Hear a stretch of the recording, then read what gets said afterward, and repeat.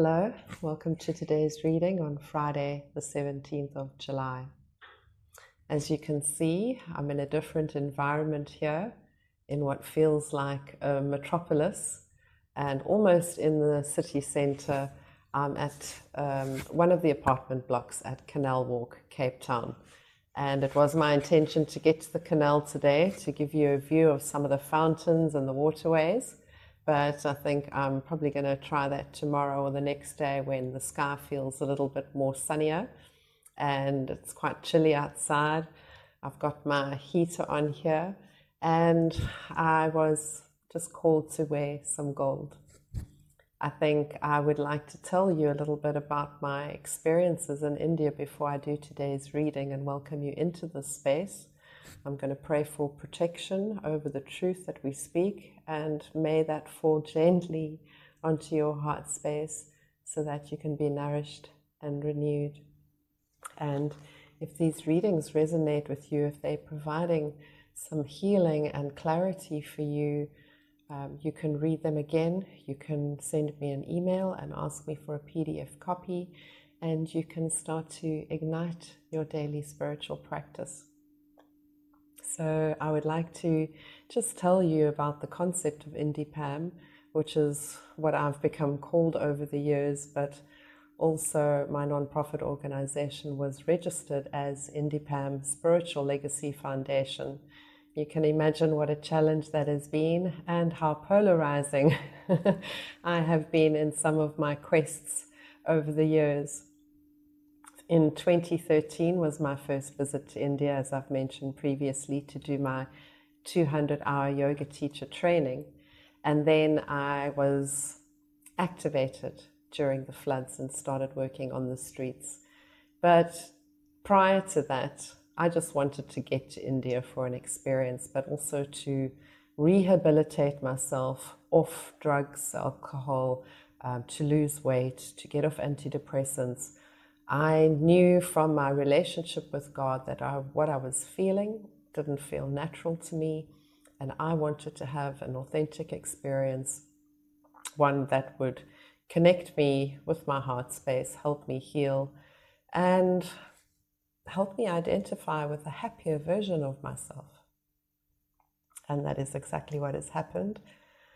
Although I have had challenges over the years, and the challenges have obviously made me stronger, but it has also kept me disconnected from past identities and roles, which when I started going to India and coming back to South Africa again was very evident in the shedding of all of these layers.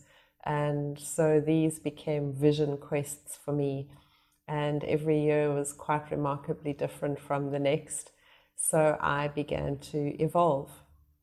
But the concept of INDIPAM was born out of these travels, and to be an example, to inspire the onlookers that were around me when I was providing these treatments on the street, as well as Western yogis, because the business of yoga in Rishikesh has become extremely critical. And a lot of the investment that goes through the Yoga Alliance organization in America has stripped the identity of yoga quite drastically. And Rishikesh, with all its new adventure seekers and travelers from around India coming there for holidays, the domestic tourism has really devaluated the authenticity of the spiritual environment in Rishikesh. So that is extremely unfortunate, and this last visit had me very perturbed and detached from wanting to go out in service. So I ended up in Dharamshala. But let me go back to the end of 2016, where I was in Palolem, and I had a heart-opening experience. And what happened to me was I was invited for a singing bowl session. The Tibetan singing bowls, they're made out of brass. I'm not sure what other metals they could be using, obviously with the stick. And I was lying flat having these different heavy bowls put onto different chakras, and the gonging of the very heavy, bigger one from the base of the body was sending these vibrations up into my chest, sternum, and heart space.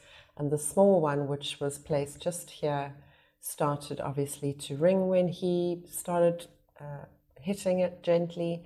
And after a time, I felt this, I could only really say a split or a crack, but it moved sideways across my chest. It was filled with light. The vibrations did feel a little bit electrical, and I did feel my whole body opening up, and I just heard the words, "I am Buddha," in this golden, magnificent aura behind my eyes.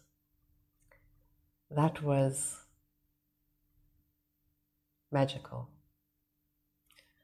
And by me being here in this, if I can say it, dead space, and finding grounding and presence this morning, I had another heart-opening, cataclysmic experience. And it reminded me of the core of it all, and we've heard this over and over again, about how important it is to love, but how the illusions and the delusions have created such a foggy mental state that we are not vibrating in that high vibrational frequency of love. So we don't know how to be in the nature of God. How do we find the nature of God? By being present. At the same beach, Palolem, South India, I rescued a dog. I called this puppy Peekaboo, and I relocated her back to a beach probably about 4 hours north, up at the north of Goa in South India, called Arambol. And Arambol became my yearly retreat, and I did a lot of work with dogs on the beaches there. I would love to tell you more, but we will get to that in the future. My relationship with dogs and my work as a dog guardian has been invaluable to my understanding of the nature of human beings. And I recommend that if you don't have a dog, get one. Oh, again, I had to stop quickly to have a little bit of water. I do wonder if these blockages come from spiritual warfare, or if I'm still processing a lot of truth within myself to come into this new version of me, rebirthing a new identity. And me presenting these readings to you is just also a very important part of that, the part of me that is rebuilding confidence and rebuilding into this light body so that I can share these attunements and activations with you. And if you are not capable of having an experience, I'm going to explain a little bit of my experiences with you so that hopefully you can adopt and adapt to some of these. Oh my goodness, okay, the camera dropped. I needed to have another sip of water. I'm going to go straight into today's reading. Thank you so much for your patience with me. He who knows me as unborn and beginningless, as the great Lord of the worlds, he among mortals is undeluded and liberated from all sins. What is God's own knowledge of himself? What is God's wisdom concerning himself? First, he is unborn and therefore beginningless. And second, he is the great Lord of the worlds, or planes of consciousness, or viewpoints. Here is an interesting thesis, antithesis, synthesis, and transcendence. God is unborn and is not involved in all these passing appearances or phenomena. Who then is the controller of these phenomena, which by their orderliness and purposefulness suggest such a governor? It is God. He is not involved in them, yet they do not function independently of him. Shall we then compare God to a despotic ruler who whimsically controls the destinies of people without getting involved in their miseries in any way? Oh no, that would leave no room for his great compassion and love, which virtually compel him to serve those who are devoted to him. He is very intimately conscious of the problems and strivings of mankind, and therefore, whenever the balance of right and wrong is greatly upset, he incarnates himself. Oh, wow.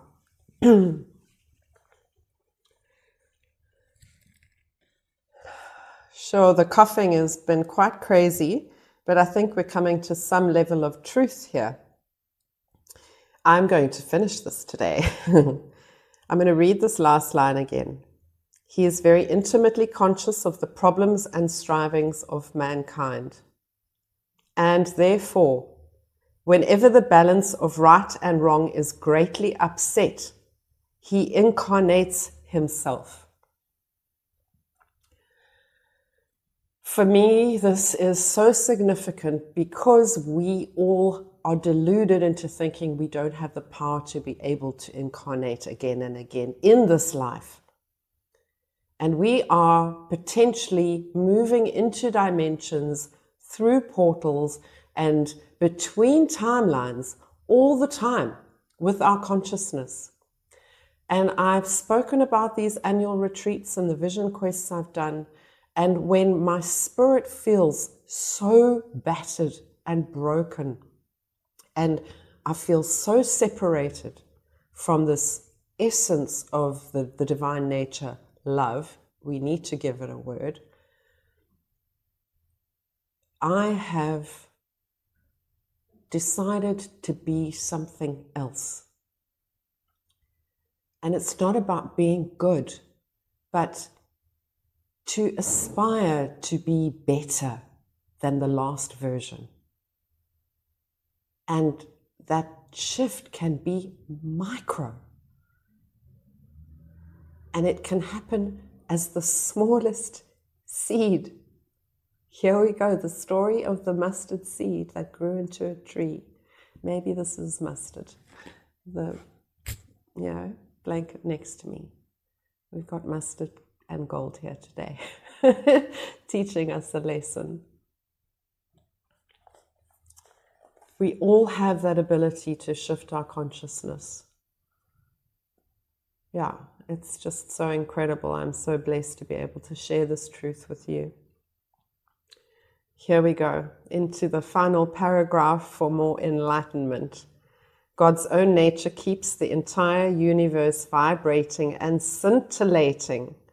But in that, there is neither an action nor an actor. In other words, he's not limited to unity, mere infinity as opposed to finitude, or transcendental as opposed to sensible nature. He is one, he is many, he is one in many, he is many in one, and he is inexpressible, something which we all try to express in various ways. For sure. We are in this expression of our identity every day. Our characteristics and our personalities are shaped by our environments, our lifestyles.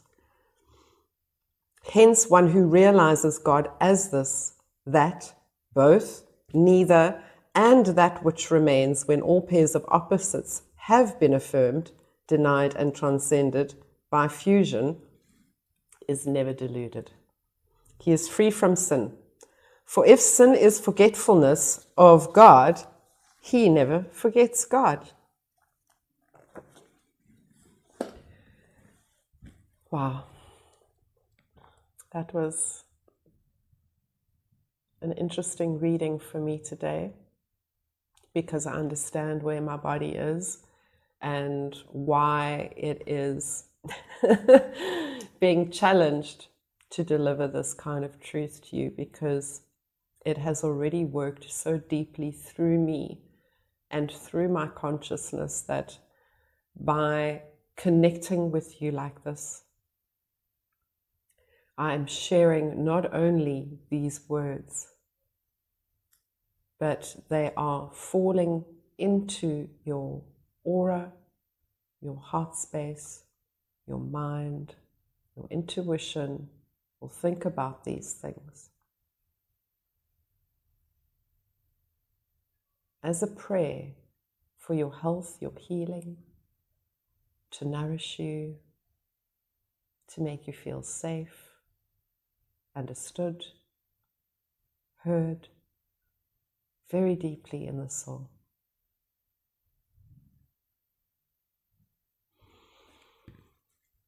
Thank you so much. I look forward to seeing you back here again. If you made it to the end of this reading with me, give me 2 thumbs up. Send me a comment, let me know where you are in the world and what's going on with you. Lots of love. Bye-bye. God bless you.